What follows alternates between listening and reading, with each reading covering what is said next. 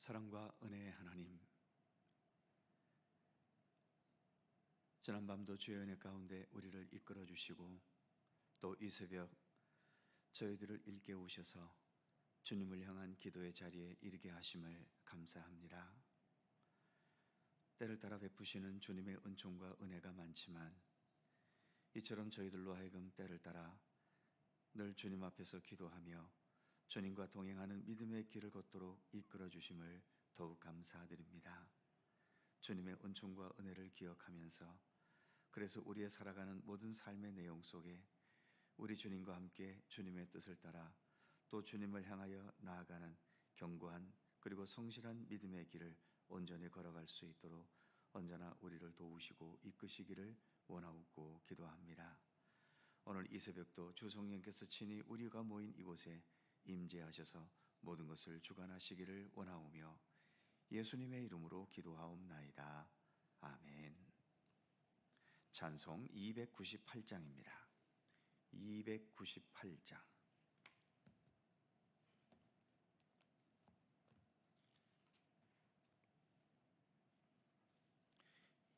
298장. 함께 찬송합니다.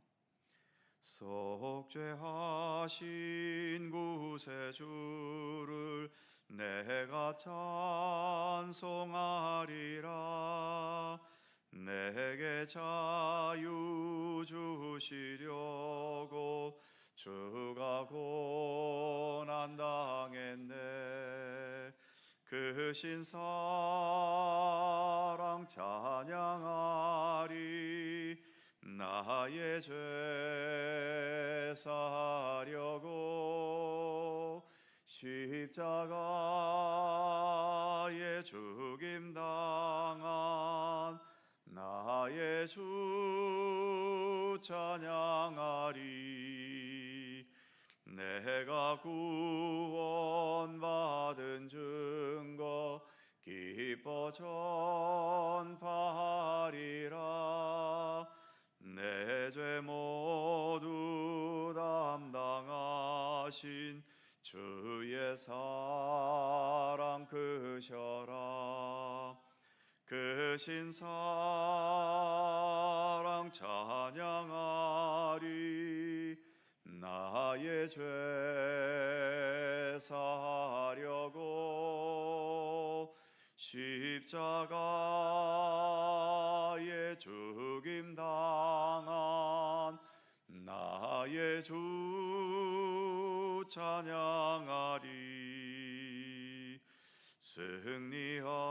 승리하신 구세주를 내가 찬송하리라. 죄와 죽음 지옥 권세 주가 모두 이겼네. 그 신사랑 찬양하리. 나의 죄 사하려고 십자가에 죽임 당한 나의 주 찬양하리. 고마우신 구세주를 내가 찬송하리라. 죽음에서 생명으로 나를 인도하셨네. 그 신사랑 찬양하리. 나의 죄 사하려고 십자가에 죽임 당한 나의 주 찬양하리. 아멘. 로마서 3장 23절입니다.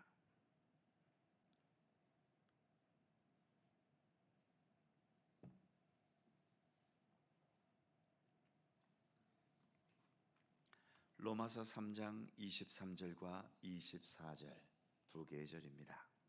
다 함께 한 목소리로 봉독하겠습니다.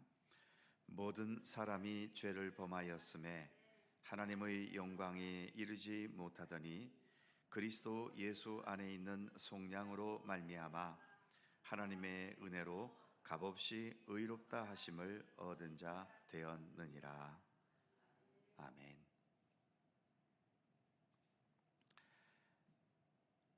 인간은 만물의 영장이라고 하지만 사실 알고 보면 인간은 자신의 몸과 힘만으로 할 수 있는 게 거의 없습니다. 말처럼 빨리 달리지도 못하고 새처럼 날지도 못하고 물고기처럼 물속에서 숨도 못 쉬지요. 그러나 단지 인간에게는 도구를 만들어낼 수 있는 지능과 재능이 있어서 자동차를 만들어서 말보다 더 빨리 달리고 비행기를 만들어서 새보다 더 높이 빨리 날고 배와 잠수함을 만들어서 물고기보다도 더 빨리 또 물속에서 여러 날을 지낼 수 있기도 하지요. 그래서 인간은 도구가 없으면 사실 아무것도 아닙니다. 23절에 이런 말씀이 있지요. 모든 사람이 죄를 범하였음에 하나님의 영광에 이르지 못하더니. 이 말씀처럼 사람은 사람 자신의 힘과 능력과 의지만으로 하나님의 영광에 이를 수 없습니다. 그러다 보니 인간들은 하나님을 대신할 수 있는 도구들을 만들어냈지요. 구약 성경에 자주 등장하는 우상 숭배가 바로 그것입니다. 우상을 만들어서 그것에 절하고 그것을 섬기면서 그 우상들을 하나님으로 삼았던 거죠. 그런데 비행기로 새를 대신하고 자동차로 말을 대신한다고 해서 과연 하나님도 다른 것으로 도구를 삼아 대신할 수 있을까요? 당연히 그건 불가능합니다. 그럼에도 사람들은 지금까지도 하나님을 대신할 수 있다고 여겨지는 것에 몰두하고 있지요. 역시 지금 이 시대에도 하나님을 대신할 수 있는 최고의 것은 돈입니다. 재물이지요. 많은 돈과 재물이 내 인생을 안정되게 하고 행복하게 하고 즐겁게 하고 내 마음대로 살 수 있게 해준다고 믿고 있고, 돈이 많은 만큼 내 인생은 완성된 인생이 될 수 있다고 여기기도 합니다. 그러다 보니 어쩌다가 가진 돈을 많이 잃거나 다 잃어버리면 살고자 하는 삶의 소망이나 의미마저 다 잃어버리게 되고 말지요. 그래서 우리나라 자살 이유 중 가장 높은 비율이 결국 돈 때문 아닙니까? 정말 안타까운 것은 젊은 세대의 부부가 투자에 실패했거나 사업에 실망해서 길거리에 나앉아야 할 상황이 되었을 때 어린 자녀들까지 동반해서 극단적인 선택을 하는 일들이 수시로 뉴스에 보도되고 있다는 사실입니다. 그 절박한 심정이 이해가 안 되는 것은 아니지만 결국 그 바탕에는 돈이 내 생명이고 돈이 나의 구원이고 돈이 나의 하나님이며 행복이라는 생각에 갇혀 있다는 게 얼마나 위험하고 비극적인 결과를 가져올 수 있는지를 분명히 보여주고 있는 거죠. 그런데 분명한 것은 어느 누구이든 사람은 결국 죽는다는 사실입니다. 대재벌로 크게 성공한 사람들은 마지막 다가오는 죽음이 행복할까요? 높은 지위를 얻은 사람은 죽음의 순간도 다른 사람보다 덜 괴롭고 덜 두려울까요? 다 마찬가지입니다. 인간이 인간을 구원할 수 없기 때문이지요. 그러기에 인간이 인간을 구원할 것 같이 만들어 놓은 재물이나 내 공로나 업적이나 명예나 권세도 나를 구원하지 못합니다. 내가 섬기는 우상들이 나를 영원토록 살게 할 수 없다는 것도 당연한 것이고요. 그래서 이 세상도 세상의 모든 것들도 나를 구원할 수 없다는 것은 결국 우리 모두가 다 죄인이라는 이야기이기도 한 것입니다. 창세기에 의하면 에덴 동산에서 범죄했던 아담과 하와가 에덴 동산에서 쫓겨났지요. 하나님께서는 그 동산의 입구를 천사들을 동원해서 막아버리셨다라고 창세기는 말합니다. 그래서 인간의 힘으로는 그 에덴 동산에 들어갈 수 없게 하신 것이지요.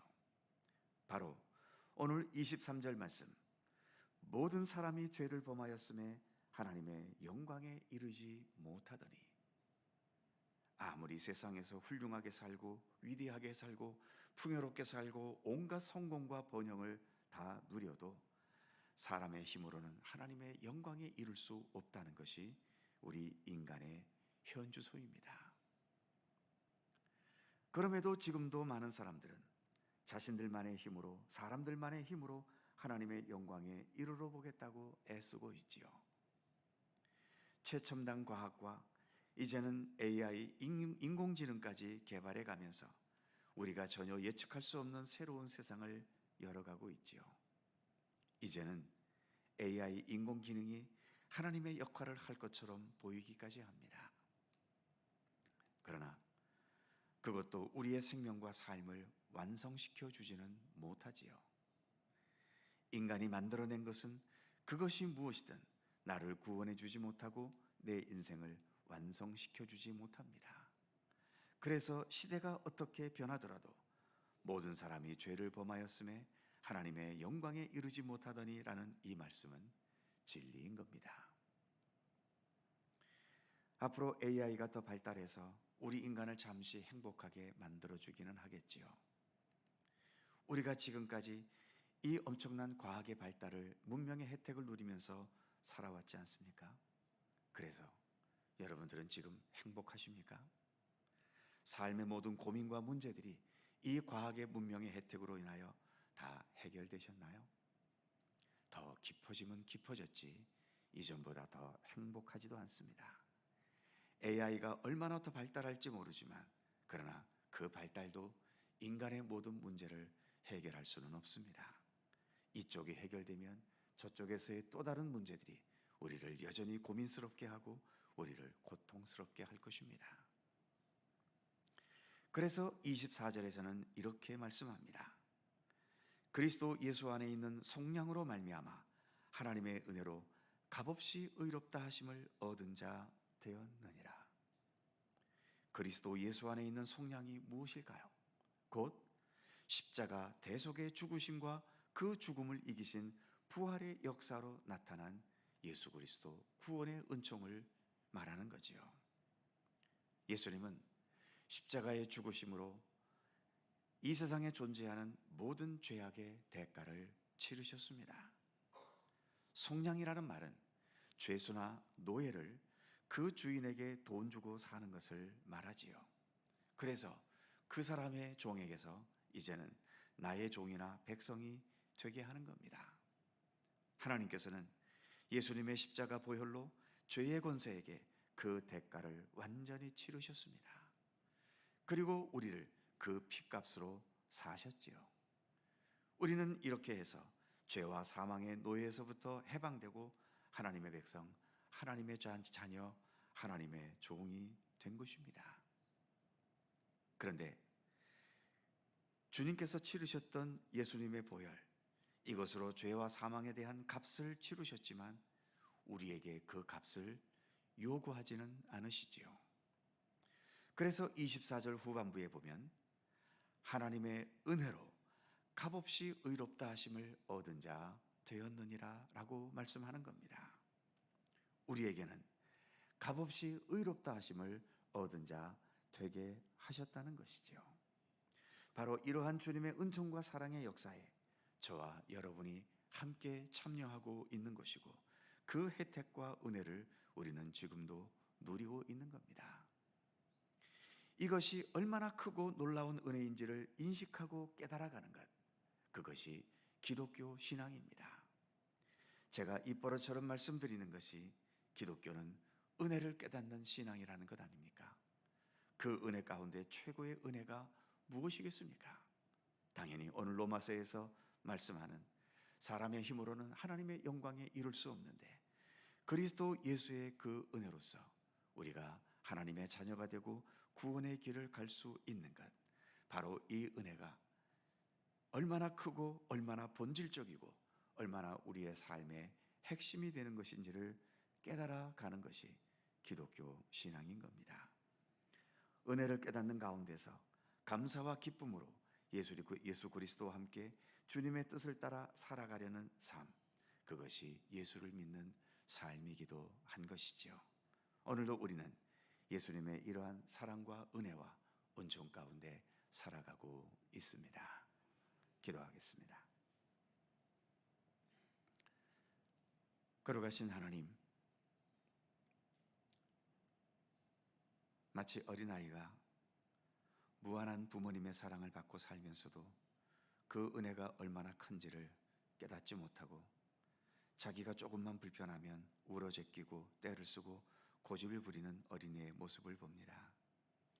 하나님, 어찌 보면 하나님 앞에서 살아가는 우리들이 이런 어린아이같이 떼를 쓰며 사는 것은 아닌지 돌아보게 하여 주옵소서.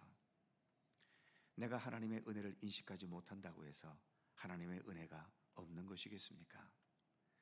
내가 주님의 사랑을 깨닫지 못한다고 해서 주님께서 나를 사랑하지 않으시는 것이겠습니까?